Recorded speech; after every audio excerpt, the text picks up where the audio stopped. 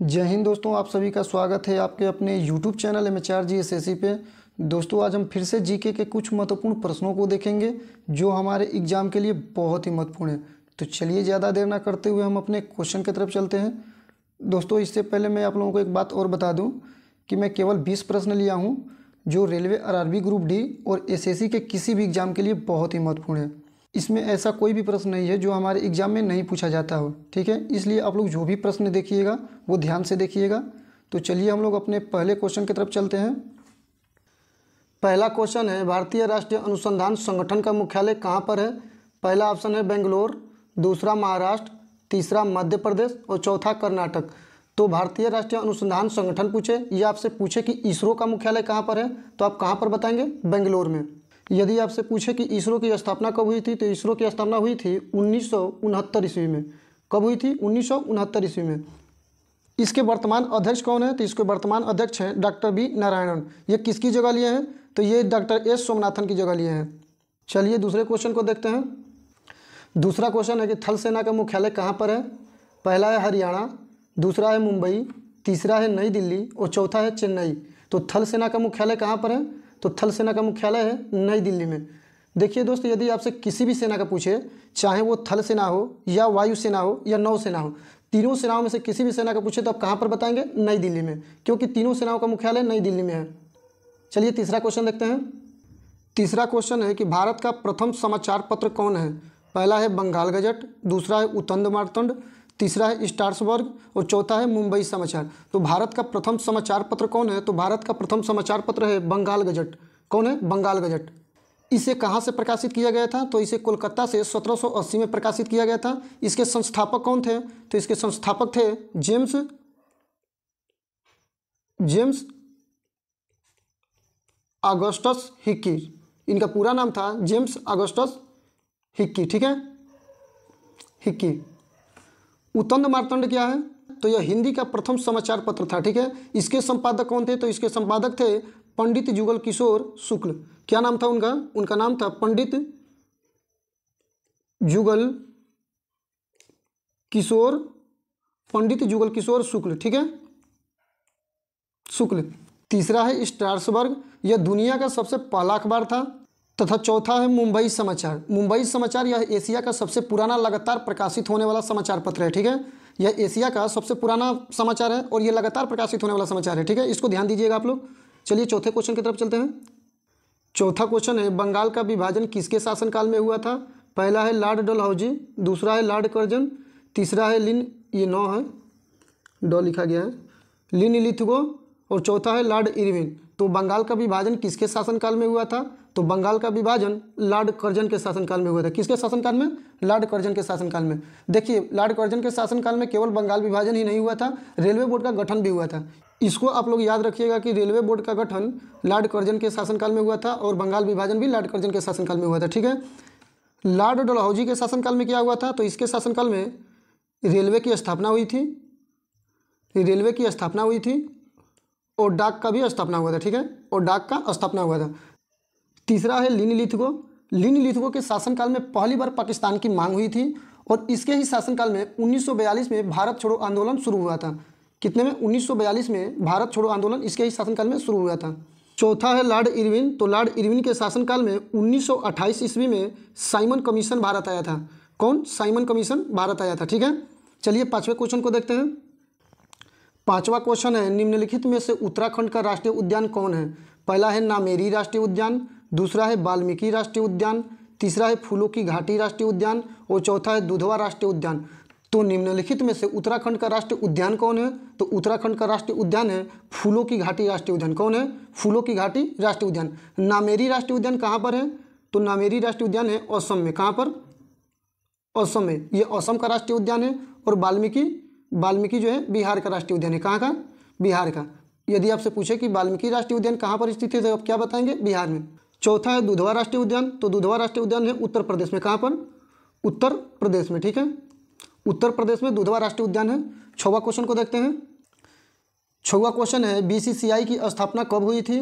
पहला है 1928 ईस्वी में, दूसरा है 1948 ईस्वी में, तीसरा है 1975 ईस्वी में और चौथा है 1946 ईस्वी में। तो बीसीसीआई की स्थापना कब हुई थी?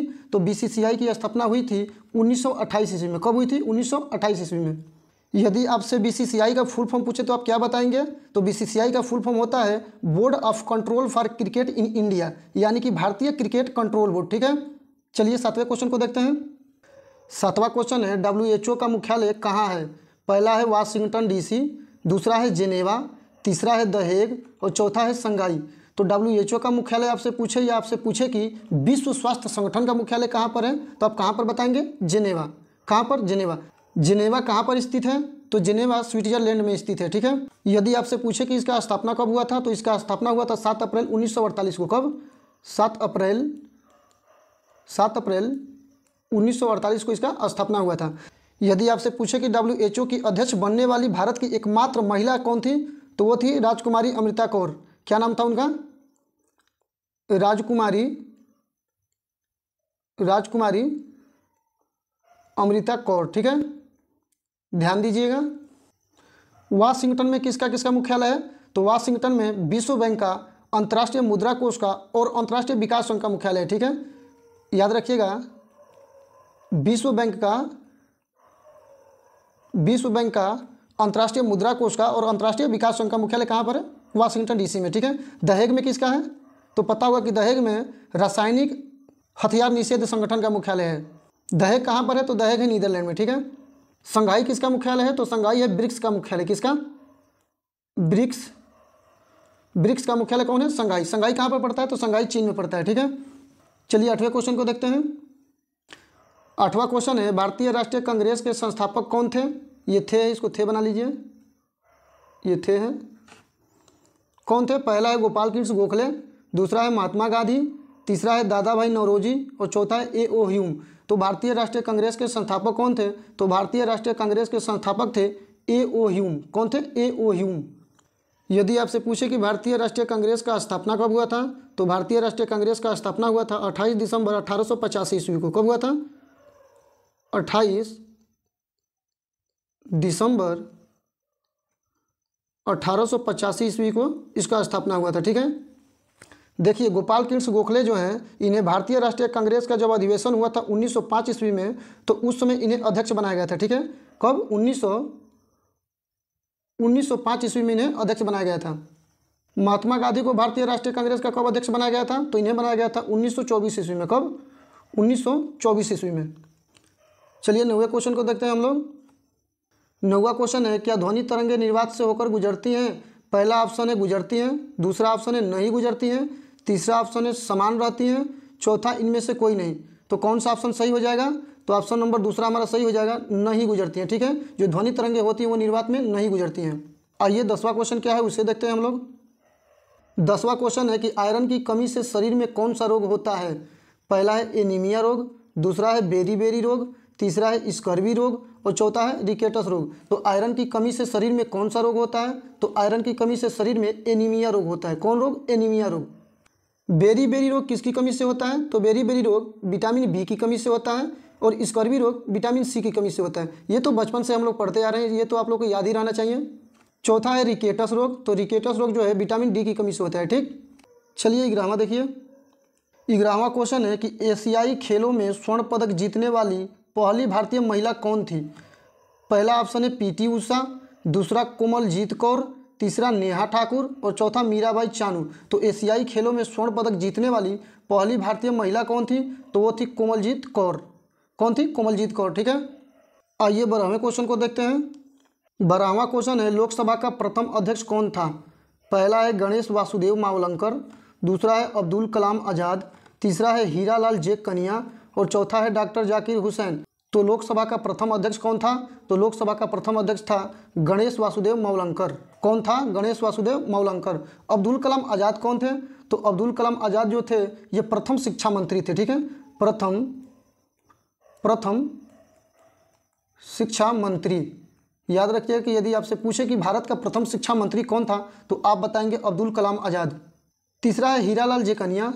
तो हीरालाल जे कनिया कौन थे? तो हीरालाल जे कनिया जो थे ये भारत के प्रथम मुख्य न्यायाधीश थे। क्या थे? भारत के प्रथम मुख्य न्यायाधीश थे। ये याद रखिएगा आप लोग, ये भारत के प्रथम मुख्य न्यायाधीश थे, ठीक है, भारत के प्रथम मुख्य न्यायाधीश थे, ये याद रखिएगा। चौथा है डॉक्टर जाकिर हुसैन। तो डॉक्टर जाकिर हुसैन कौन थे? तो डॉक्टर जाकिर हुसैन जो हैं वो भारत के प्रथम मुस्लिम राष्ट्रपति थे। कौन थे? भारत के प्रथम मुस्लिम राष्ट्रपति। आइए 13वें क्वेश्चन को देखते हैं। 13वां क्वेश्चन है, भारत में पहली संपूर्ण जनगणना कब की गई थी? पहला है 1887 ईस्वी में, दूसरा है 1882 ईस्वी में, तीसरा है 1880 ईस्वी में और चौथा है 1881 ईस्वी में। तो भारत में पहली संपूर्ण जनगणना कब की गई थी? तो भारत में पहली संपूर्ण जनगणना 1881 ईस्वी में की गई थी। कब की गई थी? 1881 ईस्वी में। 14वें क्वेश्चन को देखिए। 14वां क्वेश्चन है कि पंडित बिरजू महाराज निम्नलिखित में से किस नृत्य शैली से संबंधित थे? तो पंडित बिरजू महाराज किस नृत्य शैली से संबंधित थे? तो ये थे कथक से। किससे? कथक से। चलिए 15वें क्वेश्चन को देखते हैं। 15वां क्वेश्चन है, निम्नलिखित में से किस मौर्य राजा के शासनकाल में कलिंग का युद्ध लड़ा गया था? पहला है चंद्रगुप्त, दूसरा है बिंदुसार, तीसरा है अशोक और चौथा है हुमायूं। तो किसके शासनकाल में कलिंग का युद्ध हुआ था? तो वह हुआ था अशोक के शासनकाल में। किसके शासनकाल में? अशोक के शासनकाल में। अगला क्वेश्चन देखते हैं। 16वां क्वेश्चन है, 1290 से 1320 के दौरान किस वंश ने दिल्ली पर शासन किया? पहला है खिलजी वंश, दूसरा है तुगलक वंश, तीसरा है सैयद वंश और चौथा है लोधी वंश। तो किस वंश ने 1290 से 1320 के दौरान शासन किया? तो वो था खिलजी वंश। कौन? खिलजी वंश। तुगलक वंश कब से कब तक रहा? तो तुगलक वंश रहा 1320 से लेकर 1414 तक। और सैयद वंश? तो सैयद वंश रहा 1414 से लेकर 1451 तक, ठीक है, 1451 तक। और लोधी वंश रहा 1451 से लेकर 1526 तक, ठीक है। उम्मीद करता हूं दोस्त चारों ऑप्शन आप लोगों को समझ में आ गए होंगे। चलिए चलते हैं 17वें क्वेश्चन की तरफ। 17वां क्वेश्चन है, शेर खान ने कब चौसा के युद्ध में हुमायूं को हराया था? पहला है 1572 ईस्वी में, दूसरा है 1590 ईस्वी में, तीसरा है 1545 ईस्वी में और चौथा है 1539 ईस्वी में। तो शेर खान ने कब हुमायूं को हराया था? तो शेर खान हराया था हुमायूं को 1539 ईस्वी में। कब? 1539 ईस्वी में। 18वां क्वेश्चन देखिए। 18वां क्वेश्चन है, निम्नलिखित में से गंगा नदी के किनारे कौन सा नगर बसा है? पहला है कोलकाता, दूसरा है कानपुर, तीसरा है दिल्ली और चौथा है हैदराबाद। तो गंगा नदी के किनारे कौन सा नगर बसा है? तो वो बसा है कानपुर। कौन? कानपुर। कोलकाता किस नदी के किनारे स्थित है? तो कोलकाता है हुगली नदी के किनारे। किसके? हुगली नदी के किनारे कोलकाता बसा है। और दिल्ली किस नदी के किनारे बसा है? तो ये बसा है यमुना नदी के किनारे। किसके? यमुना नदी के किनारे दिल्ली बसा है। और हैदराबाद तो पता ही होगा कि मूसी नदी के किनारे बसा है। मूसी नदी के किनारे हैदराबाद बसा है, ठीक है। आइए 19वें क्वेश्चन की तरफ चलते हैं। 19वां क्वेश्चन है, भारत में सबसे पहले मेट्रो रेल कब चली थी? पहला है 1983 ईस्वी में, दूसरा है 1958 ईस्वी में, तीसरा है 1987 ईस्वी में और चौथा है 1984 ईस्वी में। तो भारत में सबसे पहले मेट्रो रेल कब चली थी? तो ये चली थी 1984 ईस्वी में। कब? 1984 ईस्वी में। कहाँ पर चली थी? तो ये चली थी कोलकाता में। कहाँ पर? कोलकाता में। कोलकाता में, ठीक है। कोलकाता में सबसे पहले मेट्रो रेल चली थी। चलिए दोस्त अंतिम क्वेश्चन को देखते हैं। 20वां क्वेश्चन है, भारतीय संविधान में मौलिक अधिकारों की संख्या कितनी है? पहला ऑप्शन है 6, दूसरा है 8, तीसरा है 12 और चौथा है 10। तो भारतीय संविधान में मौलिक अधिकारों की संख्या कितनी है? तो मौलिक अधिकारों की संख्या है 6। पहले मौलिक अधिकारों की संख्या कितनी थी? तो पहले मौलिक अधिकारों की संख्या थी 7, लेकिन संपत्ति के अधिकार को 44वें संविधान संशोधन द्वारा हटा दिया गया, इसलिए अब वर्तमान में मौलिक अधिकारों की संख्या 6 हो गई है, ठीक है। इसको आप लोग ध्यान दीजिएगा। यदि आपसे पूछे कि मौलिक अधिकार भाग कितने में है, तो मौलिक अधिकार भाग 3 में है। कितने में है? भाग 3 में। मैं लिख देता हूँ, भाग 3 में मौलिक अधिकार है। भाग 3 कहाँ से कहाँ तक है? तो भाग 3 है 12 से 35 तक, ठीक है। यदि आपसे पूछे कि 6 मौलिक अधिकार कौन कौन से हैं, तो आप कौन कौन से बताएंगे? चलिए मैं विस्तार से बता देता हूँ। मैं इसको मिटा देता हूँ, फिर से आप लोग को बताता हूँ। तो देखिए, पहला है समता या समानता का अधिकार। किसका? समता या समानता का अधिकार, ठीक है। समता या समानता का अधिकार ये कहाँ से कहाँ तक है? तो ये अनुच्छेद 14 से लेकर अनुच्छेद 18 तक है, ठीक है। कहाँ तक है? अनुच्छेद 14 से लेकर अनुच्छेद 18 तक है। दूसरा अधिकार क्या है? तो दूसरा अधिकार है स्वतंत्रता का अधिकार। किसका? स्वतंत्रता का अधिकार ये कहाँ से कहाँ तक है? तो ये है अनुच्छेद 19 से लेकर अनुच्छेद 22 तक, ठीक है। अनुच्छेद 19 से लेकर अनुच्छेद 22 तक कौन है? स्वतंत्रता का अधिकार। तीसरा कौन है? तो तीसरा है हमारा शोषण के विरुद्ध अधिकार। कौन है?